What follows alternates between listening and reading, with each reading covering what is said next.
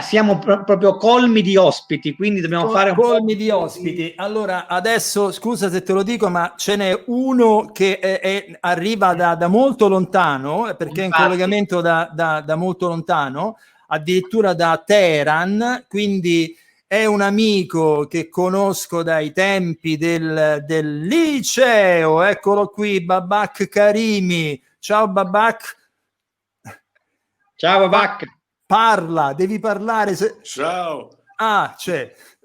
Io vi sento a tratti, purtroppo, mentre su Facebook la diretta fila liscio, sento tutto perfetto. Qui l'audio è tutto a pezzettini. Non so se voi mi sentite bene o è un problema mio con voi. No, ci sentiamo. Faccio così con la testa, sì, ti sentiamo benissimo. Probabilmente c'è il delay, probabilmente c'è un po' di ritardo, insomma. Allora, cerchiamo di non accavallarci, perché ho l'impressione che quando poi ci si parla 2 o 3 insieme c'è un po' di problema di linea.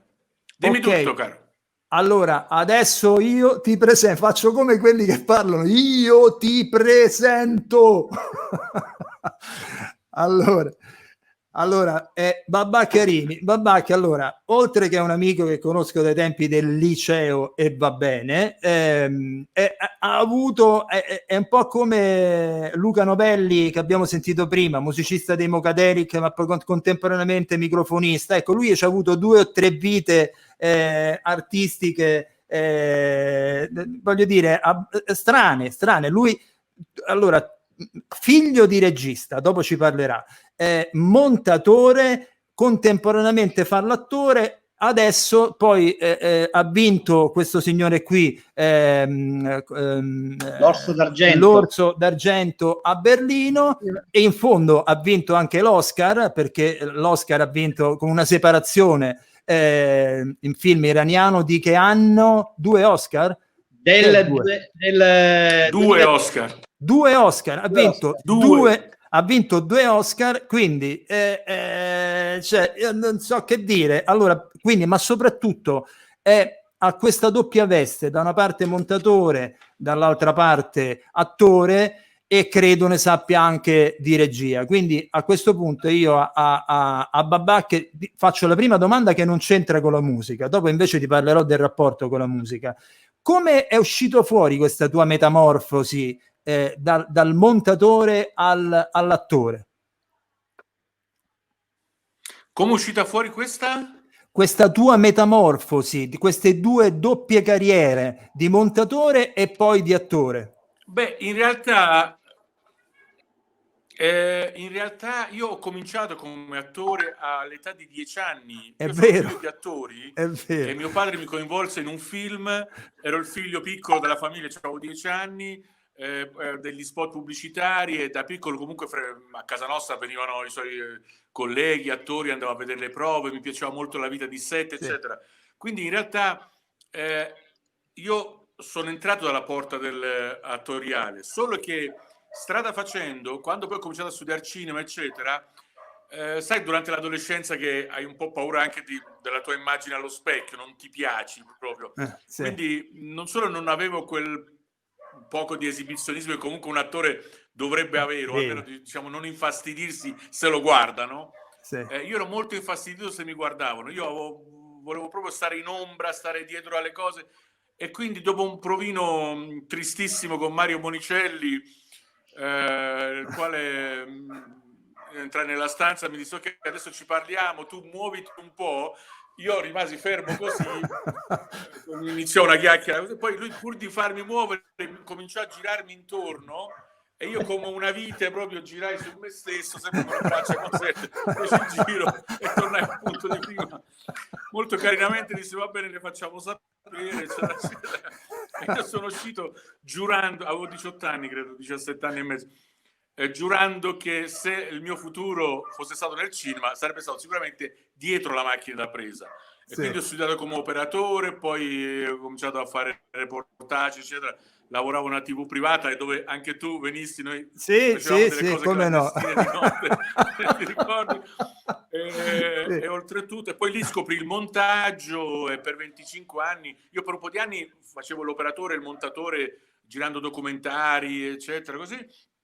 e poi ho fatto, diciamo, facendo il salto professionale, decisi per il montaggio, che mi ha appassionato tantissimo. Io per anni poi ho insegnato al centro sperimentale, ho avuto molti allievi, all'Accademia dell'Immagine dell'Aquila, diciamo ho avuto un periodo enorme. Poi però con la contrarietà di mio padre, che ogni volta che parlavamo per telefono e gli raccontavo cosa facevo, lui diceva: guarda, tu dovresti fare l'attore, queste cose, E io dicevo: papà, ma cioè, intanto c'avevo moglie, figlio, dico: ma ammesso pure che io faccio il book e poi vado in giro alle produzioni, no, a lasciare le foto, a dire insomma io vorrei fare, eccetera, eccetera.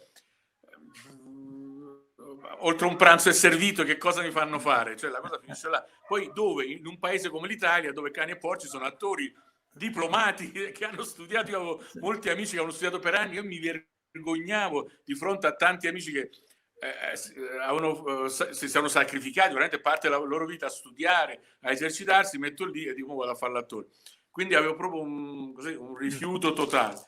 Però la recitazione mi ha corso dietro, nel senso che io poi sono stato selezionato per uno spot pubblicitario che io non volevo neanche fare. Che lo ricordano tutti, il cofanetto, il cofanetto delle caramelle Sperlari, dove eri uno dei 3 re magi. Che anni erano? Anni 80 o 90? Io ero il re maggio, ero il capo banda di quel trio di disgraziati che viaggiavano in attesa di portare i regali a Gesù Cristo, e la cosa ebbe un successone enorme che durò per 6 anni.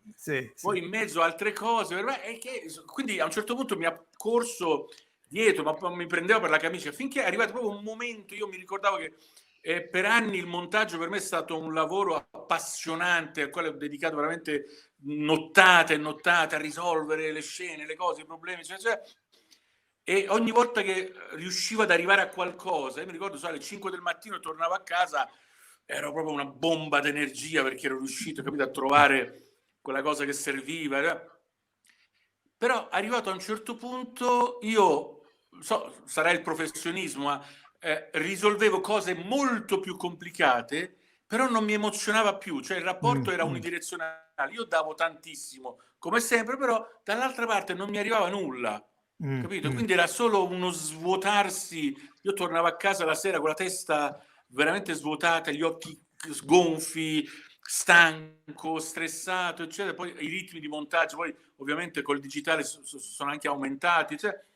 Però non avevo nessun piacere. Mentre se andavo un giorno su un set, perché nel frattempo cominciavo a fare piccole cose qua e là, uscivo la mattina all'alba, andavo all'altra parte di Roma, pagine intere così di dialoghi da imparare a memoria, lavoravo fino a tardi, tornavo alle 10 di sera a casa, ma ero gasatissimo, capito? Era come un nuovo amore che mi diceva: guarda che sono io. E quindi a un certo punto ho capito che il passaggio stava arrivando.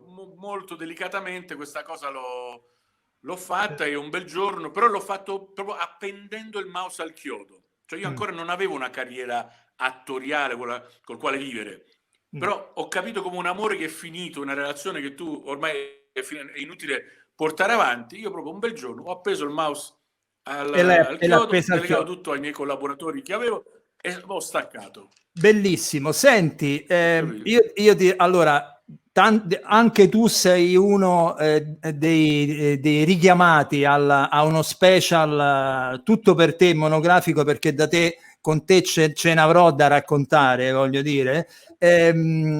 Io l'altra volta abbiamo parlato per telefono, mi parlavi della musica, no? Della musica come entra anche nell'ambito della costruzione di un personaggio, e mi dicevi che la musica ti ispira in questo senso. Mi spieghi un attimo questo concetto? Guarda, la musica, io da quando venni in Italia a 11 anni, finito il periodo delle medie, nelle medie io suonavo, in collegio avevamo un gruppo, quindi ho cominciato ad avvicinarmi alla musica, ho studiato pianoforte, poi suonavo il basso, anche lì cambiavo molto strumento, flauto dolce, eccetera. Però dopo, quando andai al liceo con il nostro amico comune Alessandro Sordi, che tu conosci bene, col quale avevate il gruppo gli Aetra, mi ricordo, io capitai in quella classe, in quel giro di amici che erano molto musicofili, appassionati di musica e molto aggiornati sulle nuove tendenze. Cioè noi ascoltavamo, avendo anche copie pirata o gente che viaggiava, che ci portava le cose da fuori, di roba che in Italia non era ancora uscita. Capito? Mi ricordo che Bob Marley noi lo scoprimo prima ancora che il mondo capisse cos'è il reggae. Cioè, noi avevamo le cassette che duplicavamo, ascoltavamo in macchina. Quindi la musica entrò prepotentemente. Poi credo che negli anni 70, anche a voi sarà capitato, credo che siamo coetanei, che la musica era un identificativo personale. Quando conoscevi una persona, anche nel cortile della scuola, con uno dell'altra sezione, cioè, dopo come ti chiami, la domanda prima era che musica che ti piace, per sapere se tu eri della categoria dei cantautori, quella che seguiva, che ne so, invece le cose musicali, il jazz rock, il progressive, che in quegli anni imperversava col banco, la poi c'erano quelli che ti dicevano Ipu. Esatto. Infatti da lì capivi subito se quello era il compagno della tua vita per tutto il periodo del liceo, no? Diventavate amici o no? Perché se diceva Ipu, finito. Era finito. Cioè, finito, manco lo salutavi più.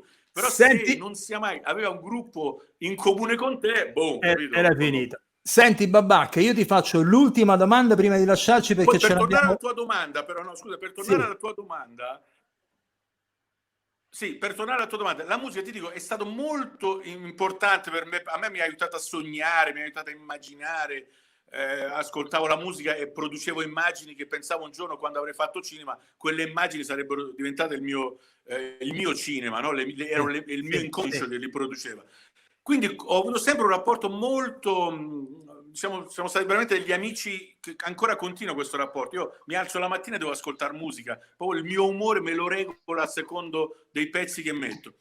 Quando facevo il montatore, ovviamente la musica era una cosa fondamentale. Io mi piaceva molto avere buon rapporto con i musicisti, che ahimè capitava poco, non per l'incapacità dei musicisti, spesso per l'incultura dei registi. Cioè una buona colonna sonora dipendeva molto dalla cultura musicale del regista, e io ero quello che già sulla sceneggiatura dicevo: ma le musiche chi le farà? E poi vediamo, e dico no, vediamole adesso. Quindi noi montavamo il film senza musica, aveva un suo equilibrio, poi veniva chiamato il musicista e ci metteva un carico da 100 da una parte, e il film faceva così, e dicevo ma non può entrare a gamba tesa una musica così.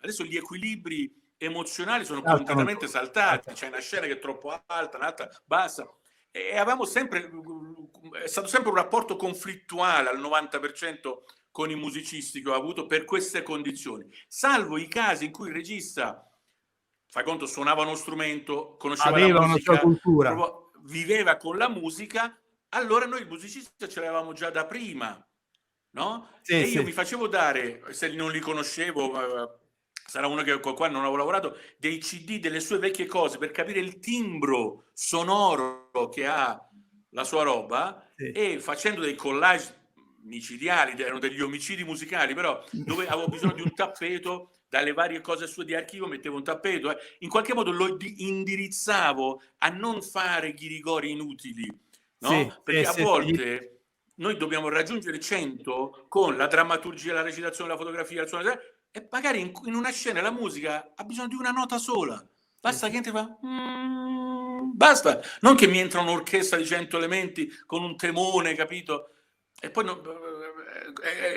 questo era un problema. Allora io in qualche modo li guidavo e gli facevo capire la necessità che avevo questa cosa. Questo rapporto emotivo è passato anche al mio periodo attoriale, per cui quando comincio a lavorare sul personaggio, iniziamo con una lettura a tavolino, a identificare il personaggio, a trovare dei riferimenti di questa persona all'esterno, eccetera, eccetera. Quando c'è un momento che durante le prove io sento che, come dire, un po' come il raffreddore che si impossessa di te, no? Il personaggio comincia a impossessare, cioè l'emotività sua comincia a essere mia, no? E io automaticamente comincio a canticchiare un tema, una canzone, può essere veramente una canzone quando ero giovane, che so, da un pezzo di Gino Paolo fino a un pezzo di colonna sonora, e sento, cioè quel tema è il tema, è la nota di quel personaggio. Ogni personaggio è una nota con delle variazioni ovviamente, però porta una carica emotiva, e questa emozione è un qualcosa che c'ha un nome e cognome, insomma, c'ha una misura. Allora mi stai dicendo esatto, che è un qualche cosa che in qualche modo ti aiuta a identificare il tuo personaggio e ricordartelo pure, mi sembra di capire. Io, Babak, solo che esatto, è un po' un diapason,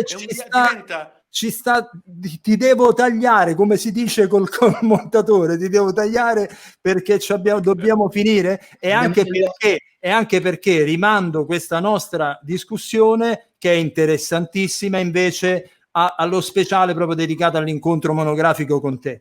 Quindi io ti do un bacio, Babak, ci risentiamo prestissimo, salutami tutta Teheran perché adesso stai lì, e a prestissimo. Babak Karimi, a prestissimo su Soundtrack City. Ciao a tutti.